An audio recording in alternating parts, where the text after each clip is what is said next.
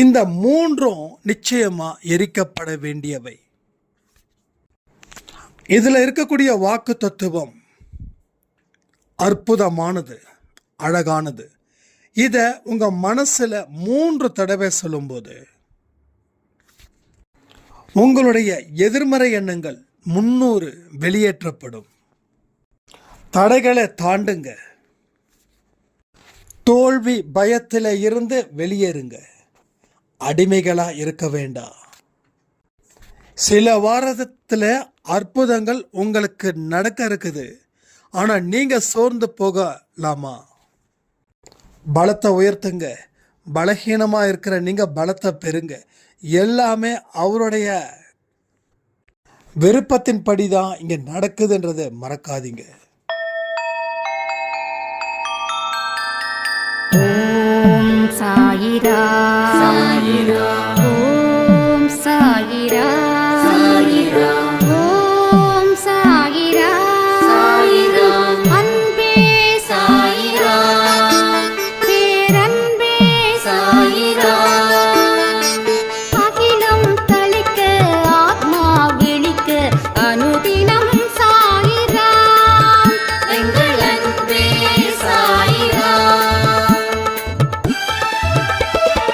ஒன்றே இறைவன், ஒன்றே பூமிக்கென்றும் சாயிரா, சரணம் சாயிரா, நன்றே செய்து வாழ்வோம், நாம் ஒன்றே செய்து வாழ்வோம், அன்பே சாயிரா.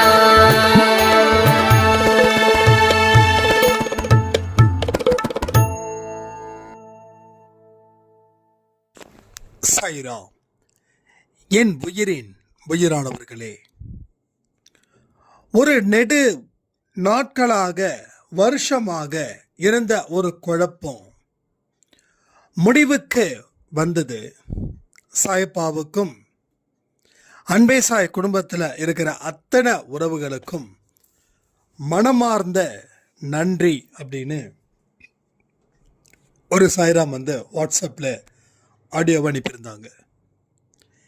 எதை வச்சே எவ்வளவு பெரிய ஒரு கிளாரிட்டி கிடைச்சதுன்னா, நேற்று இரவு கொடுத்த பதிவும் இன்னைக்கு மதியம் 12 மணிக்கு கொடுத்த பதிவும் அவங்களோட வாழ்க்கையில் 3வது கண், ஞானக்கண் திறக்கப்பட்டது அப்படின்னு சொன்னாங்க. நம்ம எல்லாருமே பேசிக்கலி ரொம்ப நல்லவங்க. நம்புறீங்களா? நமக்கு வாழ தெரியாம வாழ்ந்ததால கெட்டதை எல்லாம் நல்லதா, நல்லதை எல்லாம் கெட்டதா நினைச்சு வாழ்ந்ததால இந்த ஒரு மோசமான வாழ்க்கையை வாழ்ந்துக்கிட்டு இருக்கோம். இங்க பாருங்க, எந்த கலர் கண்ணாடிய போடுறீங்களோ அந்த கலரை தான் காட்டும். நீங்கள் பார்க்குற பொருளாக இருக்கட்டும், பார்க்குற மனுஷங்களாக இருக்கட்டும். அப்போது எது மேலே தப்புன்னா, கண்ணு மேலே தப்பு இல்லை, கண்ணாடி மேலே தான் தப்பு. அப்போ அந்த கண்ணாடி கழட்டிட்டு பார்த்தா எது எது நேச்சுரலாக இருக்குதோ அது அந்த கலரை மட்டும்தான் ரிஃப்ளெக்ட் பண்ணும். அதே போல் மனசில் எமோஷ்னல் துன்பம் அப்படின்ற கண்ணாடிகளை போட்டு இந்த வேர்ல்டை நம்ம பார்க்கும்போது இந்த வேர்ல்டில் இருக்கக்கூடிய மனுஷங்க எல்லாம் நீங்கள் எந்த கண்ணோட்டத்தில் பார்த்தீங்களோ அதே கண்ணோட்டத்தில் தான் அவங்க தெரிவாங்க. அப்போ மனசில் ஏகப்பட்ட குழப்பம். எப்படி உங்களுக்கு தெளிவு கிடைக்கும்?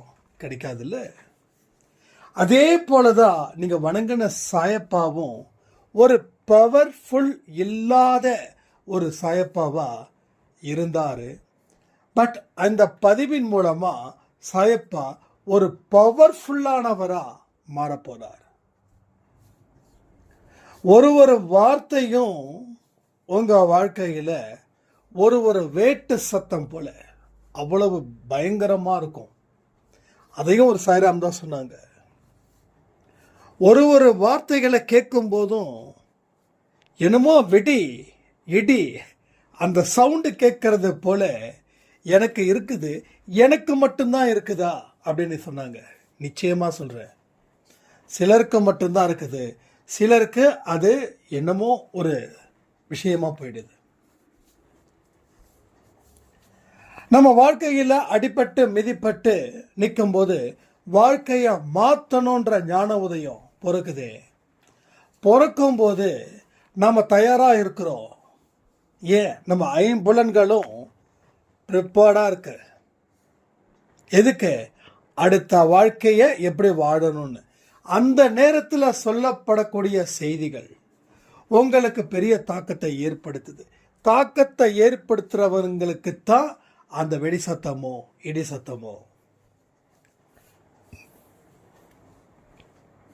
ஸோ வாழ்க்கையில் கண்ணோட்டத்தை மாற்றணும்.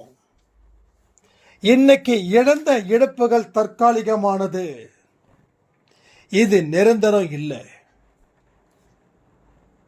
அப்போ இழந்தது உண்மை, ஆனா பெற போவதும் உண்மை. அப்போ இழந்ததை உண்மைன்னு நம்பி அதை ஏத்துக்கிட்டு வாழ்ந்தாதான் பெற போவதும் நமக்கு என்ன அப்படின்னு தெரிய வரும். வாழ்க்கையில் ஒரு சேலஞ்சா எடுத்து பாருங்களேன். உங்களால் முடியாதுன்னு எந்த ஒரு இடத்துலையும் நீங்கள் சொல்லவே மாட்டீங்க. ஏன்னா உங்களை நம்பி உங்கள் வாழ்க்கையை நீங்கள் ஆரம்பிக்கிறீங்க. உங்களை நம்பி தான் அடுத்த அடியை எடுத்து வைக்கிறீங்க. உங்களை நம்பி தான் எல்லாரையும் நம்புறீங்க. அப்போ என்ன நான் நம்பாம என்னால் எதுவுமே செய்ய முடியாது. அப்படிப்பட்டவங்க கிட்ட வாழ்க்கை ஒரு சேலஞ்சுனா போடா பைத்தியக்காரன்னு சொல்லுவாங்க. ஏன்னா நிறைய பேருக்கு தன் மீது நம்பிக்கை இல்லை, தன் தெய்வத்தின் மீது நம்பிக்கை இல்லை, ஃபைனலா யார் மீது நம்பிக்கை இல்லை. இப்படிப்பட்ட மனிதர்கள் எப்படி வாழ முடியும் இந்த உலகத்தில்? இந்த உலகத்தில் வாழ்ந்துட முடியுமா? முடியாது. ஏன்னா வாழ்வதற்கு எந்த அடிப்படை தகுதியையும் மனுஷன் வளர்க்கல. மனுஷன் வாழவே விரும்பல. நல்ல செய்திகளை சொன்னா போர் அடிக்குதுன்றான். ஆனா ஒரு மோசமான செய்தியை சொன்னா காது கொடுத்து கேட்கிறான். மோசமான செய்திகளால நல்ல வாழ்க்கை கிடைச்சிருமா? கிடைக்காது. அப்ப நல்ல செய்தியால நல்ல வாழ்க்கை கண்டிப்பா கிடைக்கும். எல்லா தெய்வங்களும் நல்ல வார்த்தைகள், நல்ல நம்பிக்கைக்குரிய வார்த்தைகள் தான் தெய்வங்களுடைய பாடல்களை இருந்து உதிக்குது. ஒரு நாள் 10 நாள் 20 நாள் சாமி கும்பிட்டா போதுமா? பத்தாது. தொடர்ந்து அந்த இறைவனை துதி பாடணும், இறைவனோட நாமத்தை உயர்த்தணும், புகழ் பாடணும். செய்யக்கூடிய எல்லா செயல்களிலும் அவர் இருக்கிறார் அப்படின்றத உணரணும். உணர்ந்தாதான் மனுஷன். உணரலைன்னா அவன் மனுஷனுக்கு சமமாக கூட மதிக்கப்படுவது இல்லை. முதல்ல தெய்வத்தின் மேலேயும் உங்க மீதும் நம்பிக்கை இருக்கா? இருந்துருச்சுன்னா வெறுப்புன்ற ஒரு பக்கம் படிக்க வேண்டிய அவசியமே இல்லை. விருப்பத்தின் பக்கங்கள் என்னவோ அதை மட்டும் நம்ம கண்கள் தேடும், அதை மட்டும் நம்ம கண்கள் பார்க்கும். இது உண்மை.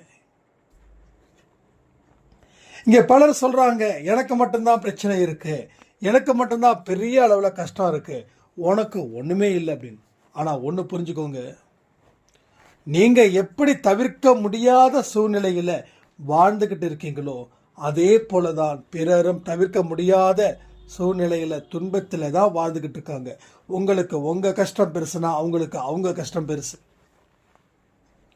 அதனால உலகத்தில் நீங்க மட்டும்தான் கஷ்டப்படக்கூடிய ஜீவன் மாதிரியும், மற்றவர்களுக்கெல்லாம் கஷ்டமே இல்லாத வாழ்க்கை ரொம்ப ஈஸியாக கிடைச்சது மாதிரியும் நீங்க நினைக்கிற இடத்துல அந்த இடத்துல நீங்க அறிவாளியா இல்லை, ஒரு முட்டாளாகவே மாறுறீங்க.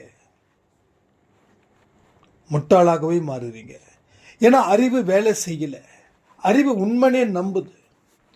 எனக்கு மட்டும்தான் கஷ்டம், எத்தனை பேர் சொல்லியிருக்கீங்க? யாரெல்லாம் இப்படி சொன்னீங்களோ, இல்லை இந்த நிமிஷம் வரைக்கும் நினைக்கிறீங்களோ, உங்களுக்கு அறிவு போதுமான அளவுக்கு வேலை செய்யவில்லை. உண்மை அது இல்லை. இந்த உண்மையை உங்க அறிவுக்கு போய் கொண்டு போய் சேருங்க. எல்லா மனுஷனுக்கும் கஷ்டம் இருக்குது. இந்த நாட்டில் இருக்கக்கூடிய பிரதமராக இருக்கட்டும், இந்த நாட்டில் இருக்கக்கூடிய ஏழையாக இருக்கட்டும், எல்லாருக்கும் அவங்கவுங்களுக்கு தகுந்தது போல தான் கஷ்டம் இருக்கு. ஆனால் எல்லாரும் அந்த கஷ்டத்தை பொருட்படுத்தாம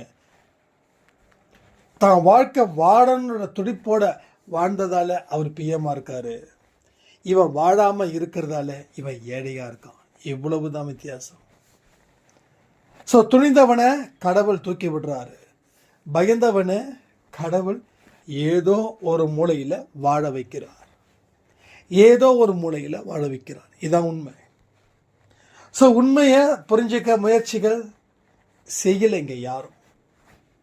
நம்ம எத்தனையோ சொல்கிறோம் உண்மை புரிஞ்சுக்கோங்க. உண்மையெல்லாம் புரிஞ்சிக்க முடியாதுங்க. உண்மையை நான் புரிஞ்சிக்க மாட்டேன். உண்மையை நான் ஏன் புரிஞ்சுக்கணும்? அந்த உண்மையை புரிஞ்சுக்கிட்டா எனக்கு தூக்கம் வர மாட்டேங்குதுன்னு சொல்கிறாங்க ஒரு சைடா. உண்மையை புரிஞ்சுக்கிட்டா தூக்கம் வரல. சரி, உண்மையை புரிஞ்சுக்கிட்டா தூக்கம் வரல.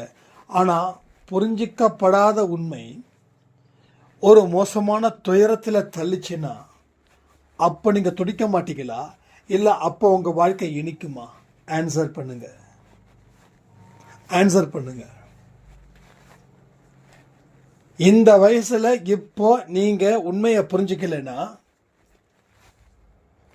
ஒரு வயதான காலத்துல உண்மையை புரிஞ்சுக்கும் போது அப்போ உங்க வாழ்க்கையில நடக்கக்கூடிய சில சம்பவங்களை பார்த்து நீங்க கண்ணீர் விடக்கூடியவர்களா மாறிட்டீங்கன்னா அதுக்கு என்ன செய்வீங்க? So this is a right time.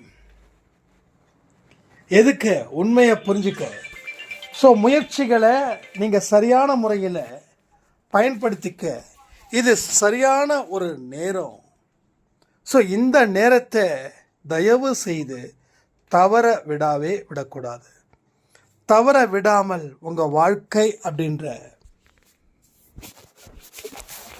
ஒரு இடத்துல உங்களுடைய அதிகபட்ச முயற்சியை உழைப்ப கொடுங்க. இது என்னால் தாண்ட முடியாது அப்படின்னு நினைக்க வேண்டாம். எல்லாவற்றையும் தாண்ட முடியும். ஏன் சொல்றேன்னா இதற்கு முன்னாடி தாண்டி இருக்காங்க. இதுக்கு முன்னாடி ஒரு மனுஷன் இந்த தடையை தாண்டி இருக்கான். இதுதான் உங்களுடைய இன்ஸ்பிரேஷனல், இதுதான் உங்க கோல், இதுதான் உண்மை. எவனோ ஒருத்தன் தாண்டி சந்தோஷமா இருக்கும்போது நான் ஏன் தாண்ட முயற்சிக்க கூடாது அப்படின்னு நினைக்கிறவன் அதை தாண்டுறான். அதை தாண்டி ஜெயிக்கிறான், அவன் சாதிக்கிறான், அவன் உலகத்துக்கே தெரியக்கூடிய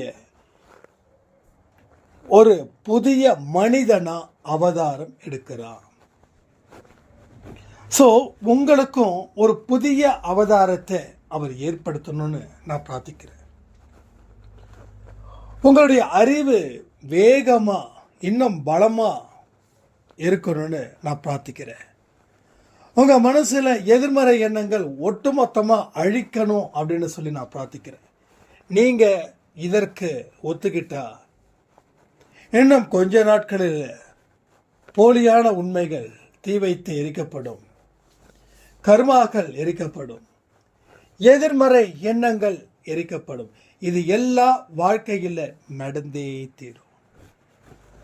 கண்டிப்பா இது ஒரு பொய்யான ஒரு விஷயத்தை நான் சொல்லல, உண்மையான விஷயத்தை நான் சொல்லுறேன். திரும்பவும் சொல்ல கேட்டுக்கோங்க. இந்த 3 விஷயங்கள் இன்னும் சில நாட்களில் எரிக்கப்படும். அதற்கு நீங்க தயாரா இருக்கணும். இது எரிக்கப்பட்டாதான் அந்த வெளிச்சத்துல உலகத்துல இருக்கக்கூடிய மக்கள் உங்களை பார்ப்பார்கள். இது சத்தியமான உண்மை.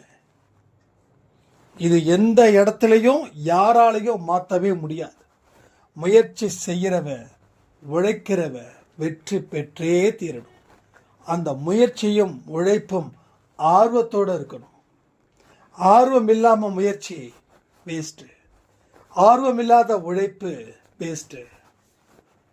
நிறைய பேர் பார்த்தீங்கன்னா எந்த பொசிஷனில் போய் ஜாயின் பண்ணாங்களோ அதே பொசிஷனில் லாஸ்ட் வரைக்கும் இருப்பாங்க.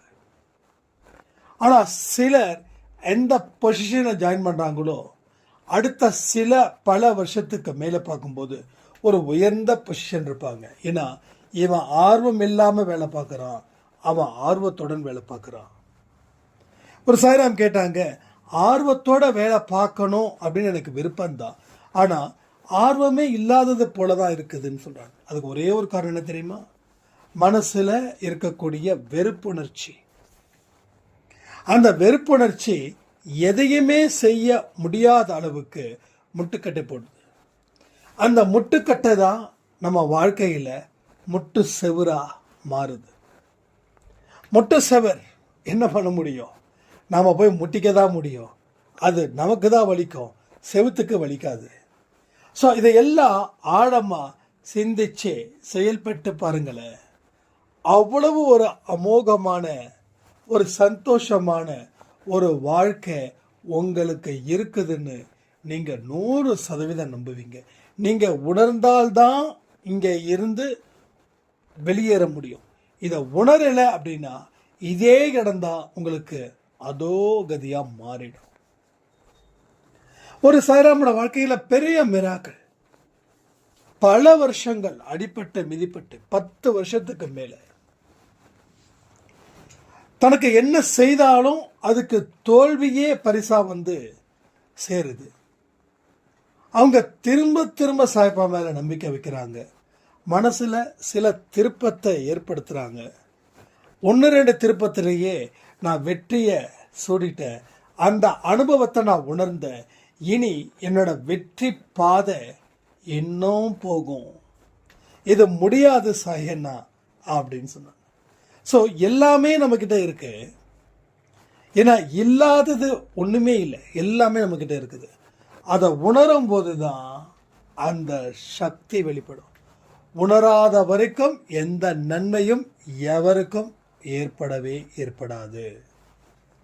ஸோ இன்னைக்கு ஒரு வீட்டுக்குள்ளே இருக்கீங்க, ஏகப்பட்ட குழப்பம், நோய் நொடி, கடன், இன்னும் நிறைய பிரச்சனைகள். வீட்டில் ஏண்டா இருக்கிறோம் அப்படின்ற நிலைமையில நீங்கள் இருக்கீங்க. இந்த நேரத்தில் உங்கள் மனசு எப்படி தெரியுமா இருக்கும்? எப்படா ஒரு விடிவு காலம் வரும் அப்படின்னு. ஸோ இதே போல தான் பல வருஷங்கள் உங்கள் வாழ்க்கையில் இதே மனநிலையில தான் நீங்கள் இருந்தீங்களா இல்லையா? இப்பயும் இருக்கிறீங்க, கரெக்டு தானே? அப்போ நம்ம சொல்லக்கூடிய விஷயத்தை ஆழமா யோசிச்சு ஒரு மெதுவா ஒரு அடியோ எடுத்து வைக்கும்போது அதில் கிடைக்கக்கூடிய அனுபவம், அதில் கிடைக்கக்கூடிய ஃபீலிங்ஸ், அது நமக்கு நன்மை பயக்கும் போது அந்த ஒரே ஒரு பிடி அதை பிடிச்சிட்டிங்கன்னா உங்களுடைய ஒட்டுமொத்த பிரச்சனையும் அடுத்த சில வாரங்களிலே உங்களுடைய ப்ராப்ளம் சால்வ் ஆகும். இல்லை உங்கள் ப்ராப்ளத்தை சால்வ் பண்ணுவதற்கு ஒரு அற்புதமான வழியை ஏற்படுத்துவார். முதல்ல எனக்கு தெரிஞ்ச வரைக்கும் அவர் பிரச்சனையை தீர்த்த மாதிரி தெரியல. சாஹிப்பாவை சொல்கிறேன், அவர் பிரச்சனையை தீர்த்த மாதிரி தெரியல. அவர் என்ன பண்ணுறாருன்னா ஒரு வழியை ஏற்படுத்துகிறாரு, அந்த வழியில் ஒரு நம்பிக்கையை ஏற்படுத்துகிறாரு. அப்போ அந்த வழியில் பயணம் செய்தால் தானே அந்த நம்பிக்கையை பெற முடியும். இல்லைன்னா பெறுவது ரொம்ப கஷ்டமாக போயிடுமே. இன்றைக்கி ஏன் பெறுவது ரொம்ப கஷ்டமாக இருக்குதுன்னா எல்லாத்துக்கும் ஒரே காரணம் வாழ்க்கையில் வெறுப்புணர்ச்சி.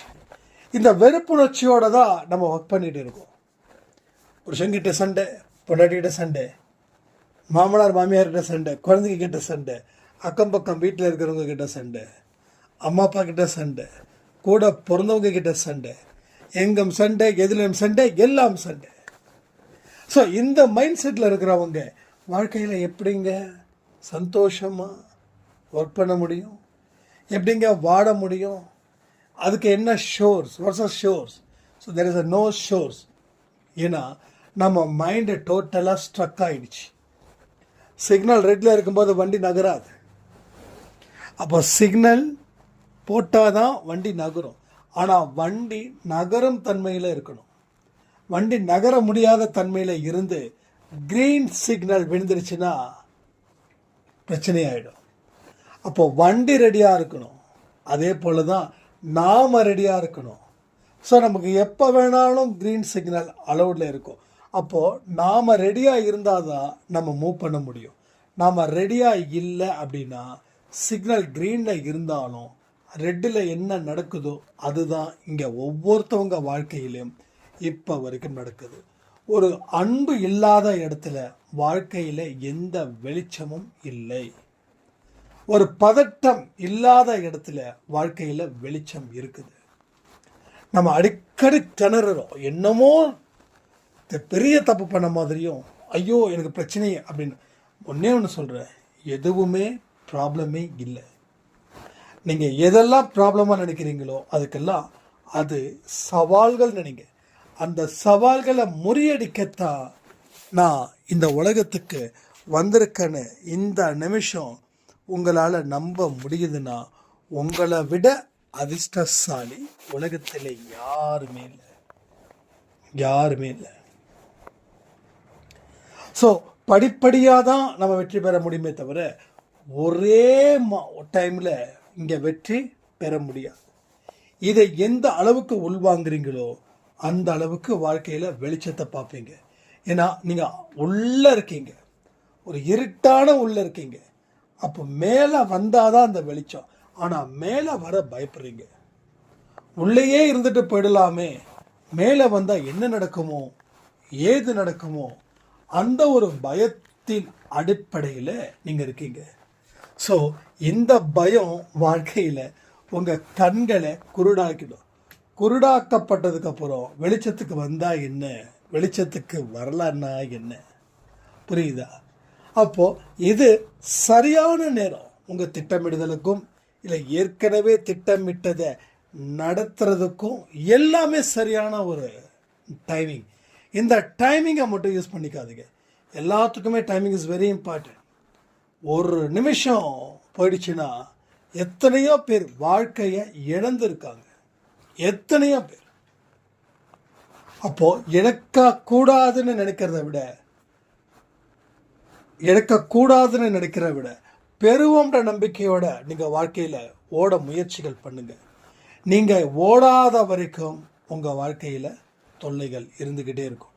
நீங்கள் ஓட ஆரம்பித்தாதான் வாழ்க்கையை தொல்லைகள் இல்லாத ஒரு வாழ்க்கையை உங்களால் வாழ முடியும்.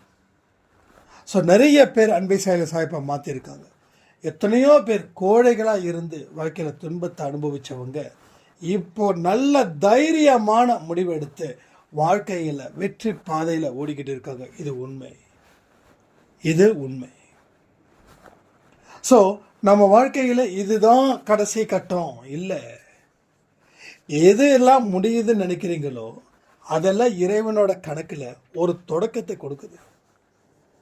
ஸோ முடியும் அப்படின்னா என் வாழ்க்கை எனக்கு முடிஞ்சிருக்கும். ஆனால் எனக்கு தொடக்கத்தை கொடுத்துருக்கு. எனக்கு மட்டுமா, நிறைய பேருக்கு.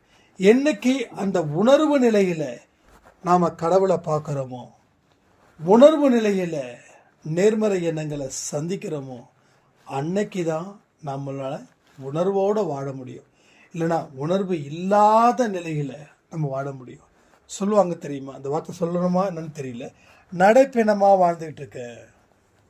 நடைப்பிணமாக நடக்கிறீங்க, ஆனால் எப்படி இருக்கீங்க? உயிரில்லாதவர்களாக வாழ்ந்துட்டுருக்கீங்க. சரியா? அதானே அதுக்கு ஆன்சரு. ஸோ இந்த நிலைமை ஏன் வருதுன்னா, பாதி புரிஞ்சு வச்சுருக்கீங்க, அதுக்குள்ளே வாழ்ந்துட்டுருக்கீங்க. மீதி பாதி புரியுது, ஆனால் அதற்கு மேலே வர முடியல. அதற்கு ஏகப்பட்ட பயங்கள் காரணமாக அமையுது. அது குழப்பத்தை ஏற்படுத்துது. அது மிகப்பெரிய ஒரு வலியையும் அது ஏற்படுத்தியே தீருது. ஸோ இதை எல்லா விஷயத்தையும் நாம் முடிவு செய்ய வேண்டிய நேரத்தில் தான் இது. இந்த நேரத்தை தவறவே விடாதீங்க. இந்த பதிவை நீங்கள் எப்போ கேட்டாலும் சரி, பட் இதில் சொல்லப்பட்ட எந்த ஒரு விஷயத்தையும் தவற விடக்கூடாது. தவறாமல் அதை ஃபாலோ பண்ணுங்கள். ஸோ டெஃபினட்டாக சொல்கிறேன், உங்கள் வாழ்க்கையில் அடுத்த கட்டத்துக்குன்னு ஒன்று இருக்குமே, அது ஒரு கட்டமாக நகராது. சில நேரத்தில் உங்கள் பெர்ஃபார்மன்ஸ் நல்லா இருந்துச்சுன்னா ஒரே நேரத்தில் 10 அடியை கூட நீங்கள் கடக்க முடியும். இல்லையா, ஸ்லோ அண்ட் ஸ்டடியாகவே நான் கடக்கிறேன் சாய்ராம் அப்படின்னா நோ ப்ராப்ளம். உங்களுடைய பலத்துக்குள்ளே தான் உங்கள் வாழ்க்கை இருக்குதுன்னு நம்புங்க. அப்போது அதிகமாக ஆசைப்பட்டா அதற்கு தகுந்த பலம் நம்மகிட்ட இருக்குதா? இல்லை. அப்போனா ஆசைப்பட வேண்டாம். அப்போது எந்த அளவுக்கு பலம் இருக்குதோ அந்த அளவுக்கு ஆசைப்படுங்க, அதில் வெற்றி அடைங்க, கடவுளுக்கு நன்றி செலுத்துங்க. ஸோ இந்த மாதிரி தான் நம்ம ஸ்டெப் பை ஸ்டெப்பாக மூவ் பண்ண முடியும். எடுத்தவொடனே அகலக்கால் வைக்கக்கூடாது. வைத்தால் அது நம்மளை இழுத்துட்டு போயிடும். நம்மளை எந்த இடத்துலையோ தேட முடியாதது போல் ஆகிடும். தேடினாலும் கிடைக்காதவர்களாக நம்ம போயிடுவோம். புரியுதா? ஸோ நம்ம வாழ்க்கை அற்புதமானது, அழகானது. கமெண்ட் பண்ணுறீங்களா? எனது வாழ்க்கை அற்புதமானது, அழகானது. எனது வாழ்க்கை அற்புதமானது, அழகானது. எனது வாழ்க்கை அற்புதமானது, அழகானது. இந்த வார்த்தையை உள்ள வைங்க. இப்போ இந்த உள்ள வைக்கும்போது என்ன நடக்கும் தெரியுமா? இதுக்கு எதிராக இருக்கக்கூடிய வார்த்தைகள் வெளியில் போயிடும். ஸோ வார்த்தைகள், எண்ணங்கள், எண்ணங்கள், வார்த்தைகள், இதுதான் கலவையாக வருது. உங்கள் எண்ணங்கள் தான் வார்த்தையாக வருது. வெளியில் கேட்கக்கூடிய வார்த்தைகள் தான் உள்ள எண்ணங்களாக பதிவாகுது. ஸோ நீங்கன்றது ஜஸ்ட் ஒன்லி தாட்ஸ். எண்ணங்கள் தான் நீங்கள், வேறு யாருமே இல்லை. வேறு யாருமே இல்லை. நான் நல்லவனாக இருக்கிறேன்னா அது என்னுடைய எண்ணம். அதே நான் கெட்டவனாக இருக்கிறேன்னா அதே எண்ணம் தான். இப்போ நல்லவனுக்கு மட்டும் முகம் முன்னாடியும் கெட்டவனுக்கு முகம் பின்னாடியும் இல்லை. எல்லா மனுஷனுக்கும் முகம் எங்கே இருக்குது? முன்னாடி தான் இருக்குது. கண் எங்கே இருக்குது? இருக்க வேண்டிய இடத்துல. மூக்கு இருக்க வேண்டிய இடத்துல. காது இருக்க வேண்டிய இடத்துல. கை கால் இருக்க வேண்டிய இடத்துல. ஸோ எல்லாமே இருக்க வேண்டிய இடத்துல தான் இருக்கும். அப்போ நல்லவனுக்கு ஒரு மாதிரியாகவும் கெட்டவர்களுக்கு ஒரு மாதிரியாகவும் இல்லை. அப்போது நீ அப்படின்றது உன்னோட உடலோ உன்னோட உருவமோ இல்லை. நீ அப்படின்றது என்னென்னா ஜஸ்ட் ஒன்லி தாட்ஸ். அந்த எண்ணம், அந்த எண்ணம் உன்னை எங்கே கொண்டு போய் சேர்க்குதுன்றத நீ முடிவு பண்ணு. முடிவு பண்ணிக்கிட்டேன்னா அப்போ சேர்ப்பது சரியான இடமா இல்லையான்னு உனக்கு தெரியும். அதை பேஸ் பண்ணி உன்னோட எண்ணத்தை மாற்றியாம. இல்லை சரியான எண்ணம் இருக்குதுன்னா கவலைப்பட வேண்டாம். எண்ணமும் உன்னோட பலத்தை பெருக்கு. அப்போ பலம் இருக்குது போதும் அப்படின்னு நினைக்க வேண்டாம். இன்னும் பெருக்குங்க. ஓகே, நான் பலகீனமாக இருக்கேன், எஸ், பலத்தை உருவாக்குங்க. பலமாக இருக்கிற பலத்தை பெருக்குங்க. ஸோ யாருமே இங்கே சும்மா இருக்கக்கூடாது. சும்மா இருந்தால் பலம் பலகீனமாக மாறும். அப்போ ஏதாவது செய்ய செய்ய உங்கள் பலம் மேலும் மேலும் கூடும். பலம் கூடும்போது வாழ்க்கையில் ஆனந்தமும் சந்தோஷமும் 2 மடங்காக பெருகும். அது உங்கள் வாழ்க்கைக்கு அத்தனை நல்ல விஷயங்களையும் உங்களுக்கு அது கற்றுக் கொடுக்கும். இதை தான் நம்ம தெளிவாக புரிஞ்சுக்கணும்.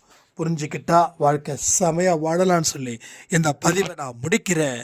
ஜெய் சாய்ரா.